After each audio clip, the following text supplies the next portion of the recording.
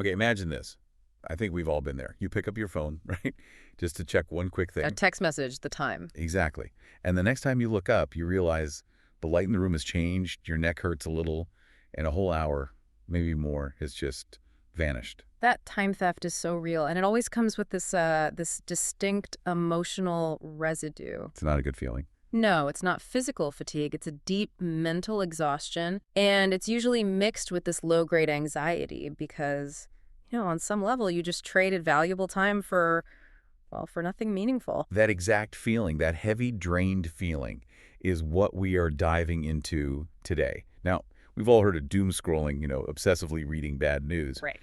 But for the generations really growing up with this Gen Z, millennials, even Gen Alpha, it's evolved. It's become a much broader, more habitual loop. It's really not just about the content anymore, whether it's negative or not. It's the habit. It's the endless motion of swiping through TikToks, Reels, Shorts. The doom dopamine cycle. That's the perfect term for it. You're chasing that tiny little hit of dopamine from something new, but you get overwhelmed by the sheer chaos of the feed a second later. And that really is the central mission of this deep dive.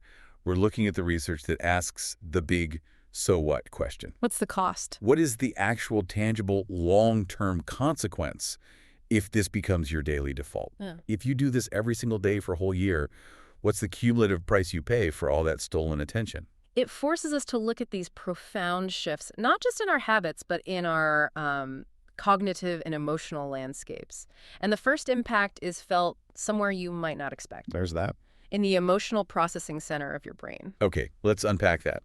The emotional blender, you could call it. Just think about the speed of it all. The velocity is incredible. In what, maybe 3 minutes, you can see a cute dog video, then footage from a global tragedy, then a perfect travel vlog that makes you feel That FOMO, yeah. extreme FOMO, then someone Yeah. crying about a breakup, and then straight back to a weird meme. Just chaos. And psychologically, that rapid-fire switching creates something called passive overload. Passive overload. Okay. Your brain is being forced to process this huge spectrum of conflicting emotions all at the same time. Laughter, sympathy, outrage, jealousy. All meshed together. All mashed together in seconds. You're basically giving your emotional regulator whiplash. It's constantly pivoting without ever getting a chance to resolve the last feeling. So if that becomes your routine day in and day out, what does that do to you when you finally put the screen down? Well, your emotional baseline, your sort of default state, it starts to flatten and become unstable. The research is pretty clear that this kind of repeated conflict makes small, real-life problems feel disproportionately huge. So you overreact to little things. Exactly. Mm. And on the flip side, moments of real, authentic joy can feel muted. They don't have that hyperstimulated peak you're used to.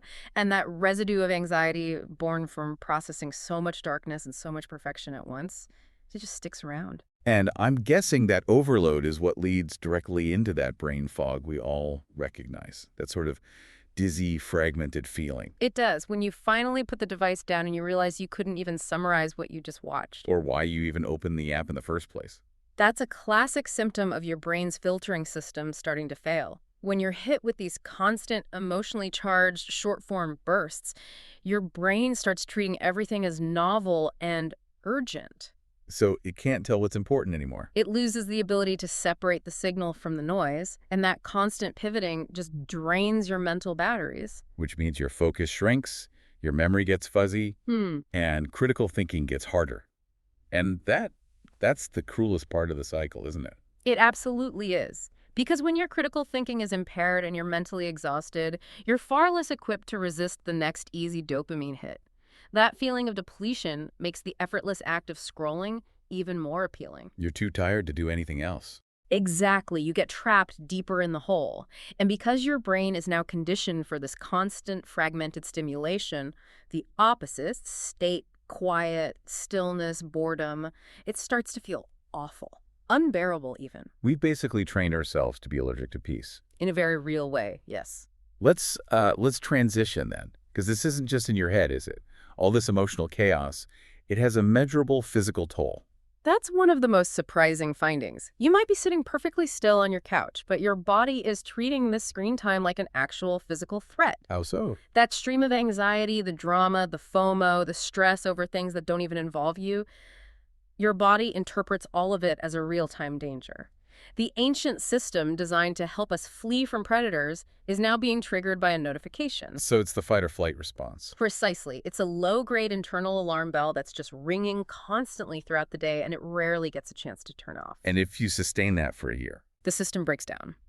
This repeated activation is concretely linked to chronic poor sleep, tension headaches, digestive issues, and even a compromised immune system. You feel constantly tired and on edge, even when you haven't done anything strenuous. and the price we pay every single day, the most tangible one, is on our productivity, our creativity. We're calling it the attention tax. It's that classic pattern. A quick 1-second check turns into 30 minutes. It doesn't just steal your time, it steals your momentum. You deep focus. Exactly. We see this in the data on work performance. People who frequently break their concentration with these scroll sessions report much lower job satisfaction, their tasks take longer to complete, and they feel this persistent mental exhaustion. Because the brain learns that hard work isn't necessary. Why put in sustained effort when an easy, immediate reward is just a swipe away? But if we connect this to the bigger picture, the philosophical cost here is the loss of something vital. It's the crowding out of boredom. And boredom is so essential. People think it's a negative thing, but it's not. It's the fertile, empty space your mind needs for real reflection. It's where ideas connect. It's where creativity sparks. And when your mind is perpetually full, There's no space left. When it's filled with other people's lives, other people's outrage, there's no room to dream or wonder. You're just consuming, never creating. You replace that internal spark of what if with the external distraction of what's next on the feed. though, if you live in this cycle for a full year, Yeah. all of this, the anxiety, the fatigue, the lack of boredom, it starts to quietly shift your entire worldview. It really does. That constant negative exposure subtly teaches your brain a powerful lesson. You should expect negativity. So the world starts to look like a darker place. It's a profound perception shift. When your reality is curated as this endless stream of crises and tragedies, it naturally leads to more existential anxiety, a bleaker outlook. You really start to struggle to believe that positive change is even possible. And there's data on this, right? There is. A survey looking at university students found a direct correlation between high consumption of this kind of media and strong feelings of hopelessness, learned helplessness. That learned helplessness just curdles into cynicism, doesn't it? A feeling of disconnection. Yeah. Because the world you see through the scroll seems to be permanently broken. The doom is just so loud. It is. I'm So the going- question becomes, if these platforms are deliberately designed to hijack our attention, and let's be clear, they are, how do we take back control? Without, becoming a digital monk and moving to a cave. Right. It's not about total abandonment. It's about creating friction. It's about awareness first, and then making strategic moves. The first step is just recognizing that you're not weak for falling into this trap. The trap is incredibly well designed. That's the most important thing to remember. So the first actionable step is the simplest. Set a time limit, a real one. Not just in your head. No, a physical 10-minute timer, a kitchen timer, an app, whatever. When you open an endless feed, you start it. When it goes off, you stop. Period. It retrains your brain that this activity has an end.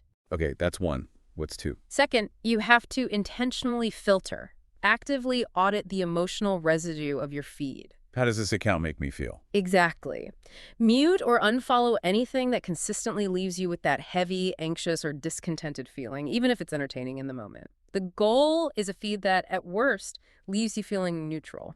And at best, maybe uplifts or educates you. Right. It is a radical act of self-care to just cut out manufactured outrage. Okay, and third. Third, you have to actively reclaim that space for boredom. Reintroduce analog activities, things that use your hands, your immediate environment. This doesn't have to be some huge new hobby. Not at all. It could be doing a puzzle, journaling, or just spending 15 minutes looking out the window without your phone. It gives your brain's filtering systems a much-needed rest and allows real thoughts to surface. So when we put this all together, what does this mean for you, for the person listening right now? It means your attention is a finite resource. It's probably the most valuable currency you have. And your mind deserves a better home than a never-ending feed of manufactured chaos. The collective price is just too high to pay. The fog, the anxiety, the physical toll, all for what? A tiny, fleeting pleasure. It's not a fair trade. The platforms are designed to make the doom deafening. They want the chaos to feel overwhelming, to keep you scrolling. So I guess here's the final thought for you to consider. If the doom is engineered to be loud, what one small intentional action can you take today, right now, to make sure that the volume of your own peace, your own stillness, is just a little bit louder?